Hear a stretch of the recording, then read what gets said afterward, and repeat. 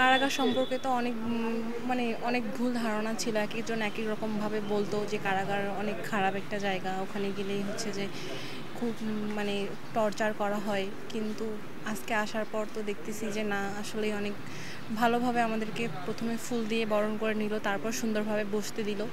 বসতে দেওয়ার পর তো আমাদেরকে অনেক সুন্দরভাবে খাওয়া দাওয়ার আপ্যায়ন করে নিল। তারপর হচ্ছে আমরা দেখা করে আসলাম। দেখা করে আসার পর তো এখন আবার দেখতেছি মেহেদি অনুষ্ঠানও হচ্ছে। সব মিলে আমার কাছে অনেক ভালোই লাগছে। যেটা শুনছি সেটা অনেক সম্পূর্ণ ভুল ধারণা ছিল।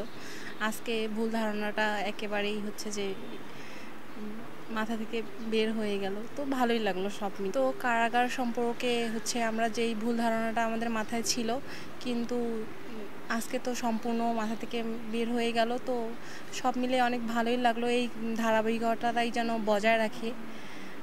তো সব মিলিয়ে অনেক অনেক ভালোই লাগছে। আমার আপুর সঙ্গে দেখা করতে আসছি, এসে দেখি অনেক অনুষ্ঠান হচ্ছে। আমাকে ফুল দিছে, চকলেট দিছে, খাওয়াইছে, সেমাই, রুটি, মাংস, আইসক্রিম। এখানে আসছি আমার বরকে দেখার জন্য। বর ভিতরে আছে। এখানে আসার পর যা আয়োজন আমরা দেখতেছি, অনেক কষ্ট নিয়ে আসছিলাম যে আজকের এই ঈদের দিনে আমাদের পাশে আমাদের বর নাই, অনেকের ফ্যামিলি ভিতরে আসছে। আমরা কষ্ট নিয়ে এখানে আসছি, একা খাইতে হচ্ছে।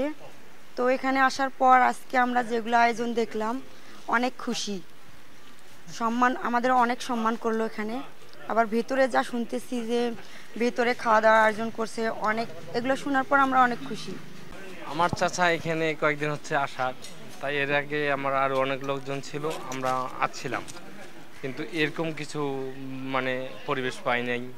আর আজকে যে কারাবন্দীদের জন্য ভিতরে অনেক বড় একটা আয়োজন করছে, এখানে আসলাম আমরা, ভালো দেখিয়ে ভালো লাগলো।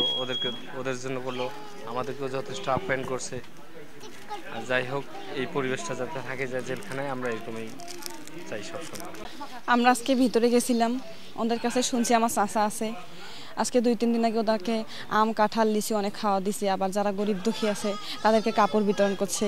আমরা ভিতরে যাই অনেক খুশি হলাম। আজকের আয়োজন অনেক ভালো করছে তারা, আমাদেরকেও অনেক ভালো আপ্যায়ন করছে। বাইরে থেকে মনে হয়েছিল যে হয়তো অন্য কিছু ভয় কাজ করছিল, কিন্তু এখানে আসে আমরা অতটাও ভয়, আমরা খুব খুশি হয়েছি। পরিস্থিতিটা খুব ভালো।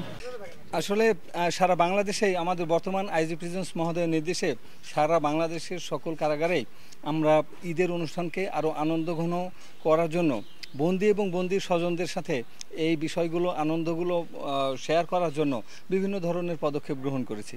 এই পদক্ষেপগুলোর মধ্যে আছে আমরা বন্দীদেরকে বস্ত্র বিতরণ করেছি, বন্দির আত্মীয় স্বজনদেরকে ঈদের জন্য মাংস, পোলার চাল, তারপরে তেল, চিনি, সেমাই, দুধ, মশলা এগুলো সরবরাহ করেছি, যাতে বন্দীদের জন্য তো আমরা ঈদের দিনে ভালো খাবার ব্যবস্থা করে থাকি, উন্নত মানের খাবার পরিবেশন করে থাকি। তো পাশাপাশি আমরা এবার বন্দি এবং আমাদের কর্মকর্তা কর্মচারী সকলের জন্যই উন্নত মানের খাবারের ব্যবস্থা করেছি। এর পাশাপাশি আমরা যে গরিব বন্দীদের যা পরিবার আছে, এই পরিবারদেরকে আমরা উন্নত মানের খাবার যেন তারা বাসায় খেতে পারে, সেজন্য আমরা পোলার চাল, সেমাই, তারপরে মাংস, তেল, এই জিনিসগুলো আমরা সরবরাহ করেছি, যাতে তারা বাড়িতেও থাকতে পারে। আসলে বন্দিরা সুখে থাকলো, কিন্তু বন্দিরা যদি দুশ্চিন্তায় থাকে যে আমাদের পরিবারবর্গ কি ঈদ উদযাপন ভালোভাবে করতে পারছে কিনা, তাহলে আসলে একটা দুশ্চিন্তার বিষয় হয়ে যায়, সকলের মধ্যে এটা শেয়ার হয় না।